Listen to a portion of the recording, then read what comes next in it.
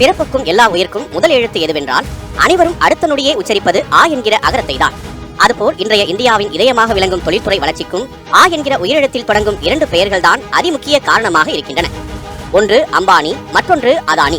இந்த இருவரில் அம்பானியின் ரிலையன்ஸ் குழுமத்தின் தொழில் வளர்ச்சி குறித்து பெரும்பாலான மக்கள் அறிந்து வைத்திருக்கும் நிலையில் நாட்டின் தொழில்துறையில் சத்தமில்லாமல் சாதனை நிகழ்த்தி கொண்டிருப்பவர்தான் கௌதம் சாந்திலால் அதானி.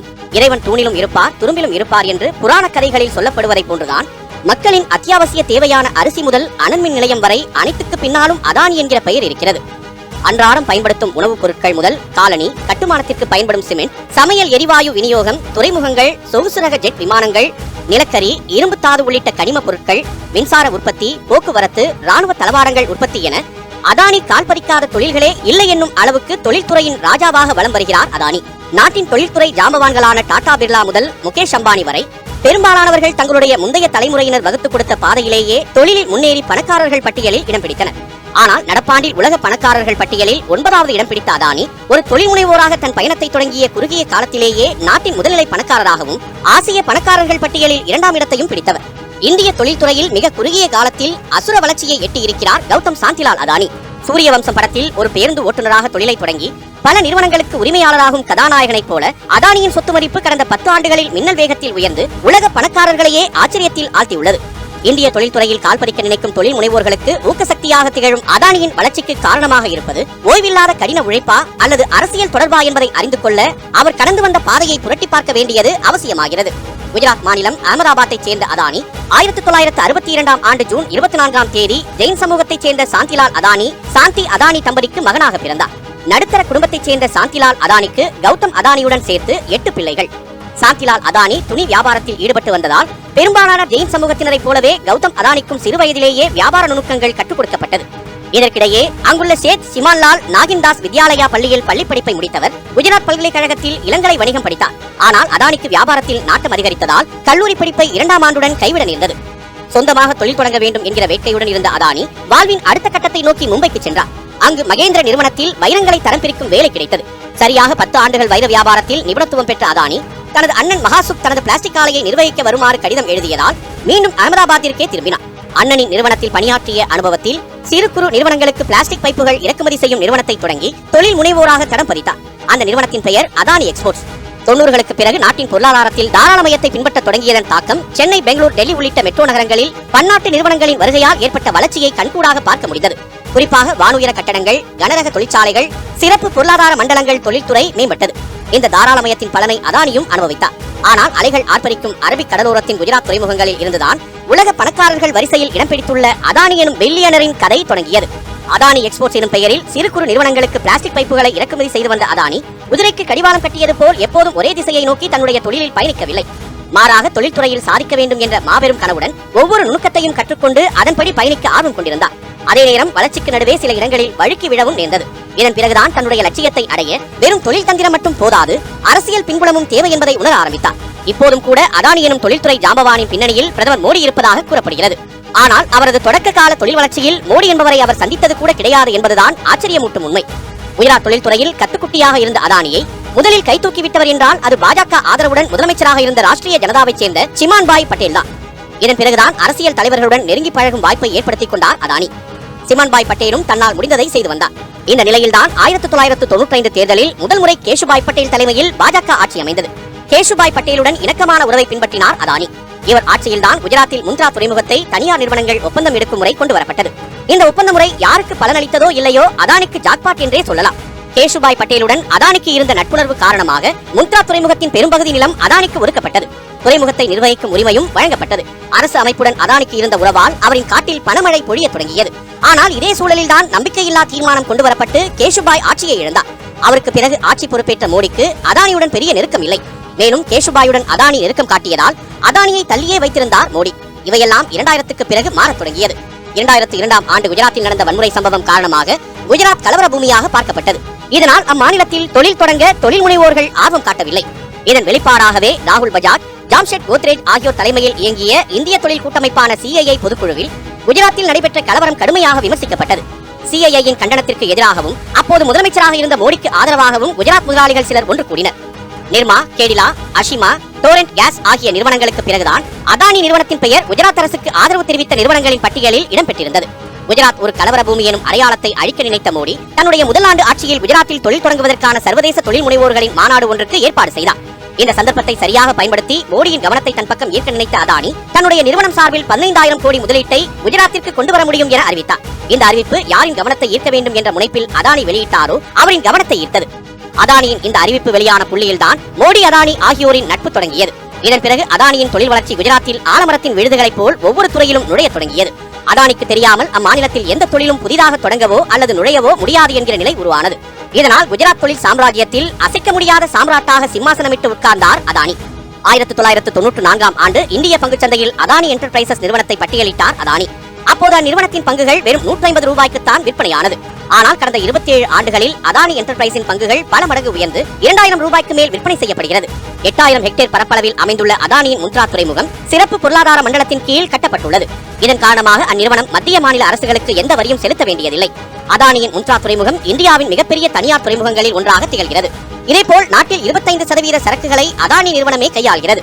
மேலும் உலக அளவில் சரக்கை அதிவேகமாக கையாளும் உயர்மட்ட நிறுவனங்களில் அதானி போர்ட்ஸ் நிறுவனமும் ஒன்று. அதானியின் முந்த்ரா துறைமுகத்தில் உள்ள சிறப்பு பொருளாதார மண்டலங்களுக்கான நிலங்கள் அனுமதி பெறாமல் கையகப்படுத்தப்பட்டதாக குற்றச்சாட்டுகளும் எழுந்தன. இந்த நிலையில் திடீரென 2014ஆம் ஆண்டு அதானி போர்ட்ஸ் மற்றும் சிறப்பு பொருளாதார மண்டலங்கள் எல்லா அனுமதிகளையும் பெற்றன. முந்த்ரா துறைமுகத்திற்கு பிறகு மகாராஷ்டிரா, கோவா, கேரளா, ஆந்திர பிரதேசம், தமிழ்நாடு மற்றும் ஒடிசா என மேலும் 6 துறைமுகங்களை கையகப்படுத்தினார் அதானி. இன்றைய சூழ்நிலையில் அதானியின் துறைமுகங்கள் மூலம் நாட்டின் மொத்த சரக்கு இயக்கத்தில் 4/1 பங்கு கையாளப்படுகின்றன. இப்படிப்பட்ட சூழலில்தான் குஜராத்தின் தொழில் ஜாம்பவானாக வளர்ந்து வந்த அதானியை 1997ஆம் ஆண்டின் இறுதியில் மர்ம நபர்கள் சிலர் அகமதாபாத் புறநகரில் வைத்து கடத்திச் சென்றது பரபரப்பை ஏற்படுத்தியது. துப்பாக்கி முனையில் அதானி கடத்தப்பட்ட போது அவருடைய தந்தையும் சேர்த்தே கடத்தப்பட்டதாக கூறப்பட்டது. ஒரு நாள் வரை மர்ம நபர்களின் பிடியில் அதானி உள்ளிட்டோர் இருந்ததாகவும் இந்திய மதிப்பில் சுமார் 11 கோடி ரூபாய் கொடுக்கப்பட்ட பிறகே விடுவிக்கப்பட்டதாகவும் கூறப்படுகிறது. எத்தனை மிரட்டல்கள் வந்தாலும் தன் தொழிலில் தான் ஜாம்பவான் என்று நிரூபிப்பதே அதானிக்கு வேலையாக இருந்தது. நாட்டிலேயே மிகப்பெரிய தனியார் துறைமுக நிறுவனம் அதானி உடையதுதான். நாட்டில் 7 கடல்சார் மாநிலங்களில் 13 உள்நாட்டு துறைமுகங்களின் மூலம் நாட்டின் 24% துறைமுக பணிகளை அதானி குழுமம் செய்கிறது. குஜராத்தில் அதானியின் சிறப்பு பொருளாதார மண்டலத்தின் நிலக்கரியால் இயங்கும் மிகப்பெரிய மின் உற்பத்தி நிலையம், ரயில் பாதைகள், அதானி நிறுவனத்தின் கட்டுப்பாட்டில் விமான நிலையமும் இருக்கின்றன. நாட்டிலேயே 300 கிலோமீட்டர் நீளத்துக்கு ரயில் பாதைகளை கொண்டிருக்கும் ஒரே தனியார் நிறுவனம் அதானியுடையதுதான். பிரிட்டிஷ் ஆட்சியில் சரக்குகளை கையாள நாட்டின் கடலோர பகுதிகளில் ரயில் பாதை, துறைமுகம், கப்பல் போக்குவரத்து உள்ளிட்டவை தொடங்கப்பட்டதோ அதேபோன்று முந்த்ரா துறைமுக ஒப்பந்தம் கிடைத்த பிறகு நிறுவனத்தின் வளர்ச்சியை மேம்படுத்துவதற்கான முனைப்பில் இறங்கினார் அதானி. 2000ஆம் ஆண்டு சிங்கப்பூரைச் சேர்ந்த வில்மர் நிறுவனத்துடன் இணைந்து சமையல் எண்ணெய் விற்பனையில் கால் பதித்தார். இன்று நாட்டில் அதிகம் விற்பனையாகும் ஃபார்ச்சூன் எண்ணெய் அதானி மற்றும் வில்மர் நிறுவன தயாரிப்புதான். இந்தியாவில் பாக்கெட் எண்ணெய் வியாபாரத்தில் அதானி குழுமம் ஒட்டுமொத்த சந்தையில் 20% கையில் வைத்திருக்கிறது. இது தவிர கோதுமை மாவு, அரிசி, பருப்பு வகைகள், சர்க்கரை போன்றவற்றையும் உற்பத்தி செய்கிறது. 2005ஆம் ஆண்டில் இந்திய உணவுக் கழகத்துடன் இணைந்து அதானி அக்ரி லாஜிஸ்டிக் லிமிடெட் எனும் பெயரில் நாட்டில் பெரிய தானிய சேமிப்பு கிடங்குகளை அமைக்க தொடங்கியது. அதானி குழுமம் ஆரம்பத்தில் 20 ஆண்டுகால ஒப்பந்தத்தின் கீழ் தானிய சேமிப்பு நிலையங்களை அமைத்தது. தானியங்களை சேமிப்பு கிடங்குகளுக்கு கொண்டு செல்ல வசதியாக ரயில் பாதைகள் பயன்படுத்தப்படுகிறது. அதானியின் தானிய சேமிப்பு கிடங்குகளில் மட்டும் இந்திய உணவுக் கழகத்தின் 5.75 லட்சம் மெட்ரிக் டன் தானியங்களும் மத்திய பிரதேச அரசின் 3 லட்சம் மெட்ரிக் டன் தானியங்களும் சேமிக்கப்பட்டுள்ளது. நாட்டில் சமையல் எரிவாயு விநியோகம் செய்வதற்கான ஒப்பந்தத்தையும் கைப்பற்றினார் அதானி. நாடு முழுவதும் 3 லட்சம் வீடுகளுக்கு அதானி குழுமம் சமையல் எரிவாயு சிலிண்டர்களை விநியோகம் செய்கிறது. இந்தியன் ஆயில் கார்ப்பரேஷன் நிறுவனத்துடன் இணைந்து வாகனங்களுக்கு பயன்படுத்தப்படும் இயற்கை எரிவாயு விநியோகத்திலும் ஈடுபட்டுள்ளது. நாடு முழுவதும் 80க்கும் மேற்பட்ட இயற்கை எரிவாயு சிஎன்ஜி பங்குகள் மற்றும் 6000 கிலோமீட்டர் நீளம் கொண்ட இயற்கை எரிவாயு பைப்லைன்களை அதானி நிறுவனம் கொண்டுள்ளது.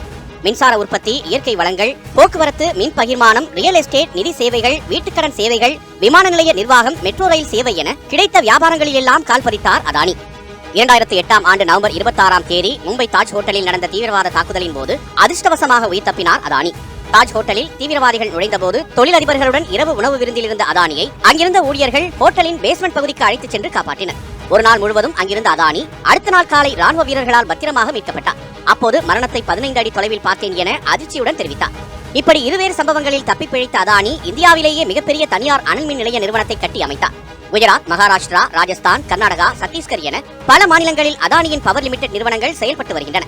இதன் மூலம் 12,450 மெகாவாட் மின்சாரம் தயாரிக்கும் திறனை கொண்டுள்ளது அதானி பவர் நிறுவனம். வெறும் அனல் மின் நிலையம் வைத்திருந்தால் போதுமா? அதற்கான எரிபொருள் வேண்டாமா? அதற்காக இந்தோனேசியா, ஆஸ்திரேலியா போன்ற நாடுகளில் நிலக்கரி சுரங்கங்களையும் நடத்தி வருகிறார் அதானி. 2010ஆம் ஆண்டு ஆஸ்திரேலியாவின் லிங்க் எனர்ஜி நிறுவனத்திடமிருந்து 12,147 கோடி ரூபாய்க்கு நிலக்கரி சுரங்கம் கையகப்படுத்தப்பட்டது. அதானியின் ஆஸ்திரேலிய நிலக்கரி சுரங்கத்திற்கு எதிர்ப்பு தெரிவித்து ஸ்டாப் அதானி என்கிற முழக்கத்துடன் சுரங்கத்தை மூடக்கோரி தற்போதும் போராட்டம் நடைபெற்று வருகிறது. ஆனால் இதெல்லாம் வியாபாரத்தில் சகஜம் என்பது போல அடுத்தடுத்த தொழிலில் கவனம் செலுத்தி வருகிறார் அதானி. இந்தோனேசியாவிலிருந்து சமையல் எண்ணெய், எரிவாயு மற்றும் நிலக்கரி வாங்குவதற்கு அந்நாட்டு அரசுடன் ஒப்பந்தம் செய்த அதானி சூரிய ஆற்றலையும் விட்டு வைக்கவில்லை. இந்தியாவிலேயே அதிக அளவில் சூரிய மின்சாரம் தயாரிக்கும் நிறுவனங்களில் அதானியின் கிரீன் எனர்ஜி நிறுவனம் முதலிடத்தில் உள்ளது. தமிழ்நாட்டில் ராமநாதபுரம் மாவட்டம் கமுதியிலும் அதானிக்கு சொந்தமான சூரிய மின்சார தயாரிப்பு வளாகம் உள்ளது. கிட்டத்தட்ட 950 ஒலிம்பிக் கால்பந்து மைதானம் அளவில் அமைக்கப்பட்டுள்ள சூரிய மின் உற்பத்தி நிலையம் 45.5 பில்லியன் டாலர்கள் மதிப்பீட்டில் 2.5 மில்லியன் சூரிய தகடுகளுடன் கட்டமைக்கப்பட்டுள்ளது. அதானி குழுமத்தில் பல நிறுவனங்கள் இருந்தாலும் அதானி சாம்ராஜ்யத்தின் மணிமகுடமாக விளங்குவது துறைமுகம், சிறப்பு பொருளாதார மண்டலங்கள், நிலக்கரி மற்றும் அதானி கிரீன் எனர்ஜி நிறுவனங்கள் தான். ஆஸ்திரேலியாவை போன்று இலங்கையில் அமைக்கப்பட்டுள்ள அதானியின் காற்றாலை மின் உற்பத்தி திட்டத்தை எதிர்த்தும் இலங்கை மக்கள் போராடி வருகின்றனர். எத்தனை எதிர்ப்பு வந்தாலும் அதானியின் வளர்ச்சியை யாராலும் தடுக்க முடியவில்லை. குறிப்பாக 2002இல் நரேந்திர மோடி குஜராத் முதல்வரான பிறகு அதானியின் தொழிலும் வியாபாரமும் உயரை பறக்க தொடங்கியது என பில்லியனர் ராஜ் புத்தகத்தில் குறிப்பிடுகிறார் ஜேம்ஸ் கிராஃப்டி. மோடியின் வியாபார ஆதரவு கொள்கைகள் அதானியின் வியாபார விரிவாக்கத்துக்கு உதவின என்றும் அதானியின் தொழில் வளர்ச்சி குஜராத் மாடலின் வெற்றி குறியீடாக காட்டப்படுவதாகவும் கூறப்படுகிறது. மோடியின் வெளிநாட்டு பயணங்களிலும் அதானியே பயனடைகிறார் என்கிற குற்றச்சாட்டும் உண்டு. அகமதாபாத்தில் உள்ள மிகப்பெரிய கிரிக்கெட் மைதானத்தின் பந்துவீச்சு முனைகளுக்கு ரிலையன்ஸ் முனை, அதானி முனை என பெயர் வைத்ததன் மூலம் உண்மை வெளிவந்துவிட்டது என்று காங்கிரஸ் துணைத் தலைவர் ராகுல் காந்தி விமர்சித்தார். ஆனால் தொழில் வளர்ச்சியில் குஜராத் மாதிரியை நாடு முழுவதும் மோடி செயல்படுத்துகிறார் என புகழ்ந்தார் அதானி.